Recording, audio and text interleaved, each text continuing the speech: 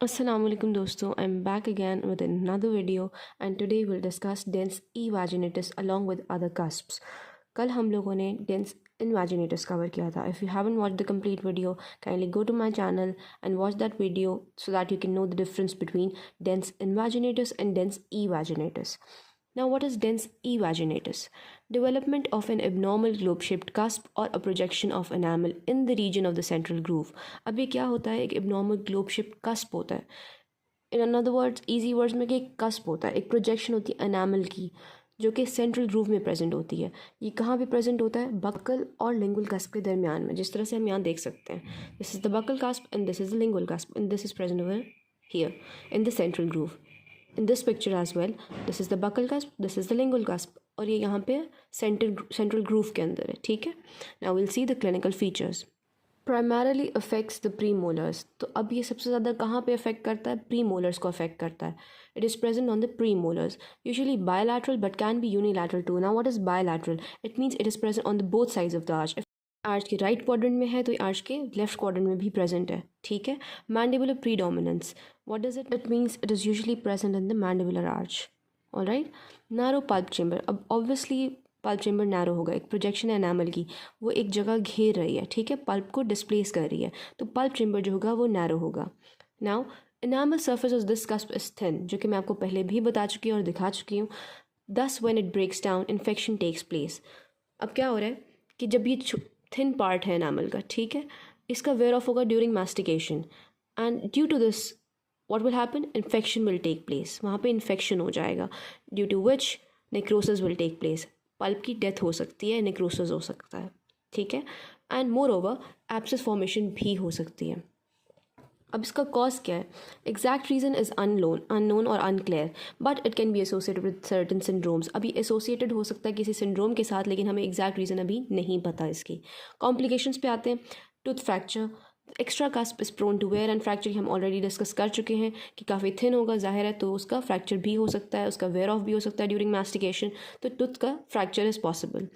Pulp exposure. In many cases, the pulp chamber may be exposed, leading to infection and necrosis. जिस तरह हमने पढ़ा कि pulp expose हो जाएगा, एनामल थिन सी है, जब मास्टिकेशन होगी उस पर फोर्स लगेगी तो क्या होगा कि वहाँ से वो वेयर ऑफ हो जाएगी एनामल, और वो डेंटिन और पल्प को एक्सपोज करती जाएगी आहिस्ता आहिस्ता, जिसकी वजह से इन्फेक्शन और नेक्रोसिस हो सकता है. Occlusal interference. The abnormal structure can cause misalignment and discomfort during chewing, potentially leading to temporomandibular joint pain. अब जाहिर है कि यहाँ पे एक प्रोजेक्शन सी है, ठीक है, जिसकी वजह से मैल ऑक्लूजन भी हो सकती है, मैल अलाइनमेंट भी हो सकती है, टेम्पोरोमैंडिबुलर जॉइंट का हमें मसला आ सकता है, उसमें पेन हो सकता है पेशेंट को.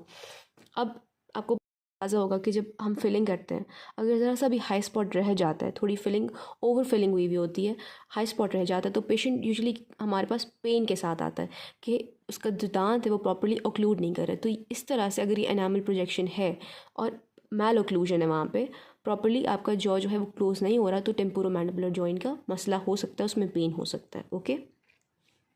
Now coming forward, dilaceration. अब डायलैसरेशन भी हो सकती है इसके अंदर, टिल्टिंग भी हो सकती है, डिस्प्लेसमेंट भी हो सकती है, रोटेशन भी हो सकती है टूथ की.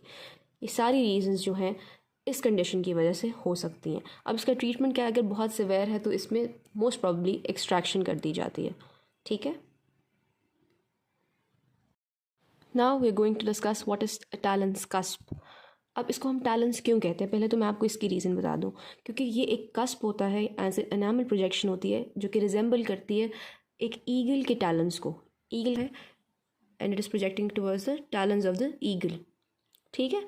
तो ये अब इसको रिजेंबल करती है, इसीलिए हम इसको टैलेंस कस्प कहते हैं. अब जिस तरह आप ये देख सकते हैं, ये दांत है, इंटीरियर टूथ है, सेंट्रल इंसाइजर है, और ये एक टैलेंस कस्प है उस पर, this one. Okay. Now we'll read an additional cusp present on the surface of an interior tooth. जिस तरह से यहाँ पे भी हम देख सकते हैं कि surface of interior tooth पे, central incisor पे, यहाँ पे एक additional cusp है. All right, it extends at least half the distance from the cemented enamel junction to the incisal edge. Now this is the incisal edge. All right, and what is the cemented enamel junction? The junction between the cementum and the enamel. Okay, this is the junction. तो अब ये यहाँ से लेके incisal as तक होता है, जिस तरह कि हमें पिक्चर में दिख रहा है ये cusp. Moving forward, projects lingually from the cingulum area of a permanent incisor. एक परमानेंट इंसाइजर के अंदर ही होता है प्रेजेंट. अभी कहाँ से प्रोजेक्ट कर रहा है? लिंगुअली फ्रॉम द सिंगुलम एरिया जो हमने देखा यहाँ पे। अब ये पैलेटल एरिया अगर तो होता है ये मैंडिबुलर एरिया तो हम इसको लिंगुअली कहते हैं, ठीक है। बट ये है पैलेटल एरिया तो हम इसको पैलेटल कहेंगे। अब देखिए आप पैलेटल एरिया में ये सिंगुलम वाले एरिया से आ रहा है, ठीक है, और इंसाइजल एज तक जा रहा है, वो भी यही बात कर रहा है। The cusp contains a prominent pulp horn. अगर आपको याद हो कि टूथ स्ट्रक्चर के अंदर पल्प हॉर्न्स भी प्रेजेंट होते हैं, ठीक है, तो इसके अंदर प्रोमिनेंट पल्प हॉर्न्स होते हैं एसोसिएटेड विद रूबेनस्टाइन टेबी सिंड्रोम। अब ये एक जेनेटिक डिसऑर्डर है and it is caused by genetic mutation in a certain gene. Alright, moving on to the cusp of Carabelli. It is a small additional cusp at the mesiopalatal cusp of maxillary first molars. ठीक है, अब वो क्या कह रहे हैं cusp of Carabelli। एक तो मैं आपको क्लिनिकली इसको पहले दिखा दूँ, ये देखिए, ये एक एडिशनल cusp है, ये भी एक सुपर न्यूमेरिक cusp है। अब ये कहाँ प्रेजेंट होता है? मैक्सिलरी फर्स्ट मोलर्स पे यूजुअली प्रेजेंट होता है। अब ये है आपका मैक्सिला और ये maxillary first molar.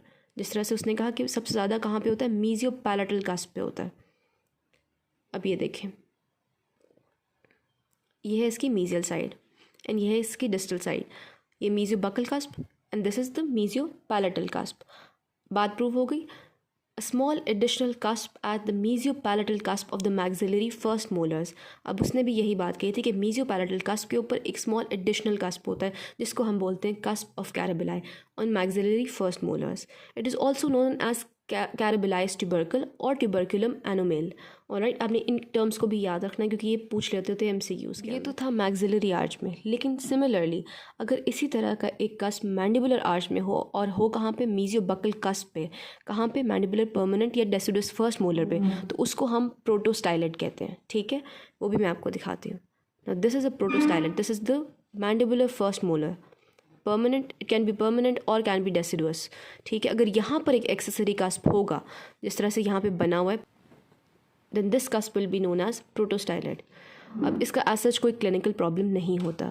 So this was it for today. If you like my video kindly like share and subscribe. And अगर आपने पिछली वीडियो नहीं देखी about dens invaginatus, it is present on my channel, kindly go and watch it. Thank you so much. अल्लाह हाफिज़।